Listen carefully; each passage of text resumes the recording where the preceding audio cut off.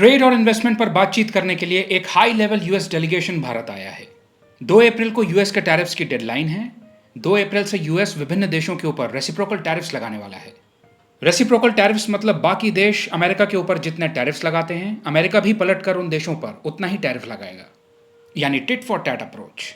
America ऐसा इसलिए कर रहा है क्योंकि वो चाहता है कि बाकी देशों के ऊपर प्रेशर बिल्डअप करके उनसे कुछ कंसेशंस निकलवा सके। अब आप समझ पा रहे होंगे कि यूएस ने अचानक से सडनली ये अनाउंस क्यों किया कि वेनेजुएला से ऑयल परचेस करने वाले देशों के ऊपर भी टैरिफ्स लगेंगे। इस वीडियो में हम इसी के ऊपर बात करेंगे। ये दरअसल ट्रंप की स्ट्रैटेजी है जिसमें वो अन्य देशों के ऊपर प्रेशर बिल्डअप करते हैं ताकि वो यूएस के लिए एक ज्यादा फेवरेबल डील कर पाएं। ये उनकी नेगोशिएशन की टैक्टिक है। अभी यूएस डेलीगेशन और भारत के बीच में बायलैटरल टॉक्स होंगी। 2 अप्रैल की डेडलाइन से पहले हो रही इन बायलैटरल टॉक्स में अमेरिका की कोशिश रहेगी कि भारत यूएस गुड्स के ऊपर टैरिफ्स को कम करे। वहीं भारत का प्रयास रहेगा कि यूएस को कुछ कंसेशंस देकर एक ट्रेड डील हो जाए जिससे भारत 2 अप्रैल से लगने वाले यूएस के रेसिप्रोकल टैरिफ से बच जाए।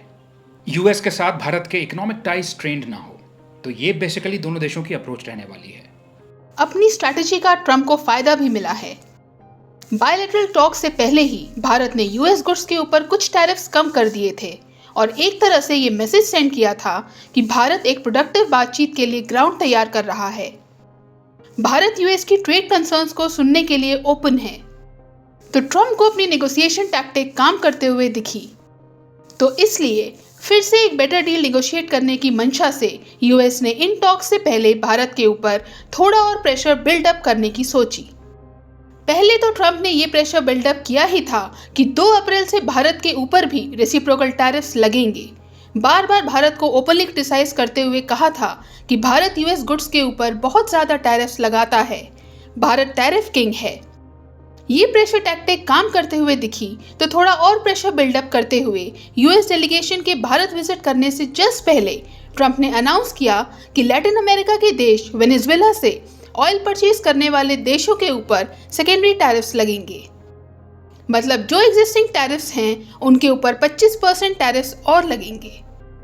ट्रंप ने अपने इस डिसीजन को ये कहकर जस्टिफाई किया कि हम ऐसा इसलिए कर रहे हैं क्योंकि वेनेजुएला यूएस के लिए काफी हॉस्टाइल देश है। अच्छा, ये तब है जब पिछले साल यूएस ने खुद भी significant amount of Venezuelan oil import किया था। बट ऐसा तो हमेशा से ही रहा है। यूएस अपनी पॉलिसीज के सिलेक्टिव इंप्लीमेंटेशन और डबल स्टैंडर्ड्स के लिए जाना जाता है।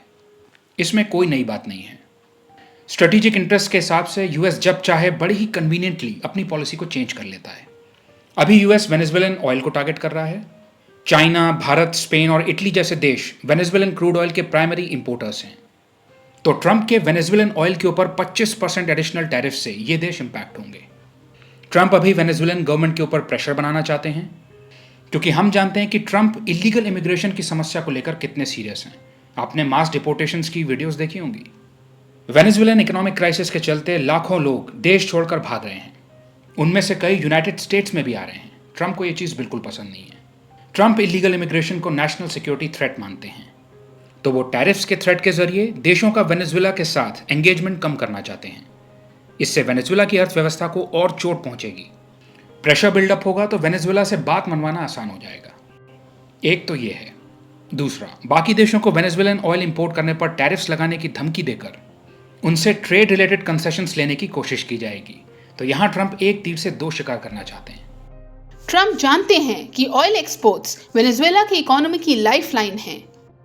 इसे टारगेट करके वेनेजुएला की इकोनॉमी को कमजोर किया जा सकता है। वेनेजुएला में चाइना, रशिया और ईरान जैसे देशों के इन्फ्लुएंस को काउंटर किया जा सकता है। इन डेवलप होते हुए अलायंसेस को वीकन किया जा सकता है। वेनेजुएला के साथ इंटरनेशनल ट्रेड को डिस्करेज करके मैडुरो गवर्नमेंट का सपोर्ट कम किया जा सकता है। बाद में खुद प्रेशर डालकर वेनेजुएला के रिसोर्सेज को एक्सेस किया जा सकता है। ना मानने पर regime change operation carry out किया जा सकता है।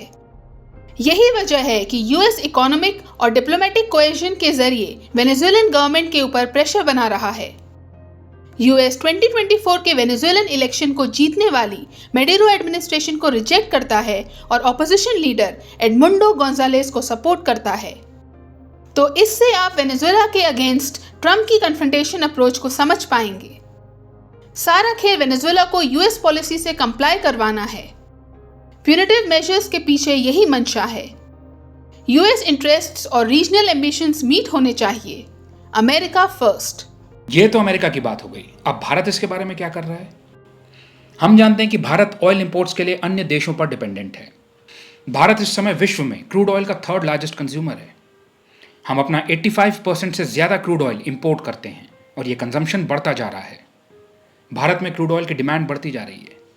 तो इस प्रकार यदि क्रूड ऑयल की सप्लाई को कंस्ट्रेंट किया जाएगा तो ग्लोबल मार्केट में ऑयल की प्राइसेस बढ़ेंगी। इससे हमारे इंपोर्ट्स कॉस्टली हो जाएंगे। वैल्यू टर्म्स में बात करें तो भारत का सबसे बड़ा इंपोर्ट आइटम कौन सा है? क्रूड ऑयल है। तो सप्लाई चेन में यदि कंस्ट्रेंट आता है तो ये भारत को सिग्निफिकेंटली इंपैक्ट करेगा। इसलिए बढ़ती हुई जियोपॉलिटिकल अनसर्टेनिटीज के कारण भारत ऑयल इंपोर्ट डाइवर्सिफिकेशन पर ध्यान दे रहा है। ग्लोबल सप्लाई चेन्स में अपना इंटीग्रेशन बढ़ाने की कोशिश कर रहा है। दूसरा, हम देख रहे हैं कि भारत और चाइना आपस में टाइज को मेंड करने की कोशिश कर रहे हैं। दोनों देशों के संबंध 2020 गलवान क्लैश के बाद से काफी खराब हो गए थे। चाइनीज अग्रेशन के रिस्पॉन्स में भारत ने चाइना के ट्रेड और इन्वेस्टमेंट्स के ऊपर कुछ रेस्ट्रिक्शंस लगा दिए थे। अब अगर यूएस की तरफ से भारत और चाइना के ऊपर प्रेशर आएगा तो दोनों देश आपस में एंगेजमेंट बढ़ाने की सोचेंगे। यूएस की अनप्रेडिक्टेबिलिटी के चलते दोनों एशियन देश रिस्क को मिटिगेट करने के लिए अपने टाइज को मेंड कर सकते हैं। भविष्य में देखने को मिल सकता है कि भारत चाइना के ट्रेड और इन्वेस्टमेंट्स के ऊपर लगे रेस्ट्रिक्शंस को लिफ्ट करे। चाइना भी चाहता है कि भारत उसके गुड्स पर लगाए गए टैरिफ और नॉन टैरिफ बैरियर्स को कम करे। ग्लोबल अनसर्टेनिटी के बीच भारत जो नए ऑप्शंस तलाश रहा है, हो भी सकता है कि वो चाइना के ऊपर कुछ रिस्ट्रिक्शंस डाइल्यूट कर दे। ट्रंप एडमिनिस्ट्रेशन के अंडर यूएस देशों के साथ ट्रांजैक्शनल अप्रोच फॉलो कर रहा है और प्रोटेक्शनिस्ट स्टांस भी ले रहा है, जिससे बाकी देशों के साथ उसके संबंधों में तनाव आ रहा है। यूएस और यूरोप के बीच आते रिफ्ट से आप परिचित होंगे। तो यूएस की शिफ्ट होती पॉलिसीज के कारण देश अपने इकोनॉमिक और जियोपॉलिटिकल स्ट्रैटेजीज को रिकंसिडर करने लगे हैं। इसलिए यूएस प्रेशर के चलते भारत और चाइना अपनी बायलैटरल टेंशन्स को कम करने की दिशा में आगे बढ़ सकते हैं और कोऑपरेशन इंक्रीज करने के ऑप्शंस को एक्सप्लोर कर सकते हैं। ऑलरेडी हमें देखने को मिल रहा है कि दोनों देश प्री 2020 कंडीशंस में लौटने की बात करने लगे हैं। ड्रैगन एलिफेंट कोऑपरेशन की बातें फिर से होने लग गई हैं। तो अपनी ट्रेड वल्नरेबिलिटीज को एड्रेस करने के लिए भविष्य में भारत और चाइना अपने रिश्ते सुधार सकते हैं। जब इंटरेस्ट कन्वर्ज होते हैं तो बड़ी बड़ी राइवलरीज को कोऑपरेशन में बदलने में देर नहीं लगती। देख लीजिए अभी यूएस और रशिया के बीच में क्या हो रहा है। तो समय समय की बात है, अपने इंटरेस्ट की बात है। अमेरिका फर्स्ट ट्रेड पॉलिसी के तहत ट्रंप का ये फोकस है कि ऐसी टर्म्स को नेगोशिएट करें जो यूएस के इंटरेस्ट को फेवर करें। ट्रंप का प्रोटेक्शनिज्म की तरफ शिफ्ट और टैरिफ थ्रेट्स इसी स्ट्रैटेजी का हिस्सा हैं। इस स्ट्रैटेजी के तहत वो अपने इंटरनेशनल ट्रेड रिलेशंस को इस तरीके से चेंज करना चाहते हैं जो यूएस इकोनॉमिक इंटरेस्ट को सूट करे। ट्रंप मल्टीलैटरल कोऑपरेशन के बजाय अमेरिका के इकोनॉमिक इंटरेस्ट को प्रायोरिटी देते हैं। इस वजह से वो अमेरिका के फ्री ट्रेड और ओपन मार्केट्स को प्रमोट करने वाली ट्रेडिशनल पॉलिसी को चेंज कर रहे हैं। इसे यूएस के ग्लोबलाइजेशन से रिट्रीट के रूप में देखा जा रहा है। यूएस ऐसा इसलिए कर रहा है क्योंकि बाकी देशों के कंपैरिजन में यूएस की ट्रेड के ऊपर डिपेंडेंस कम है। एक देश जितना एक्सपोर्ट करता है और जितना इंपोर्ट करता है उसे जोड़ दें तो ये देश का कुल ट्रेड कहलाता है। यूएस के केस में टोटल एक्सपोर्ट्स और टोटल इंपोर्ट्स का सम देश की जीडीपी का लगभग 25% है, जो चाइना और कनाडा जैसे बाकी देशों की तुलना में काफी कम है। यूएस की इकोनॉमी में ट्रेड का शेयर कम होने की वजह से यूएस को यह लेवरेज मिलता है कि वो प्रोटेक्शनिस्ट पॉलिसीज ले सकता है। ट्रेड पर किसी देश की जितनी ज्यादा रिलायंस होती है, टैरिफ्स उसे उतना ज्यादा हर्ट कर सकते हैं। ट्रेड पर जिस देश की जितनी कम डिपेंडेंस होती है, ग्लोबल मार्केट फ्लक्चुएशन से उसे उतना कम इम्पैक्ट होता है।